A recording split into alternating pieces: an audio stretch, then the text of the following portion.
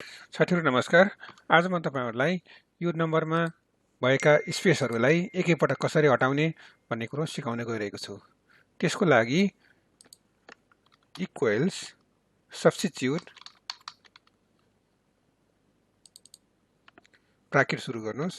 त्यसपछि यो सेललाई लोकेट गर्नुस्, कमा सम्झिनुस् है, मुख्य ध्यान दिनुपर्ने कुरा डबल कोट अनि स्पेस दिनुस्, अनि डबल कोट फेरि कमा दिनुस्, double quote without space double quote. सम्झै पहिलो डबल कोटमा मैले स्पेस दिएको छु र पछिबाट दिएको डबल कोटमा मैले स्पेस दिएको छैन। ब्राकेट बन्द गर्नुस्, इन्टर हान्नुस्।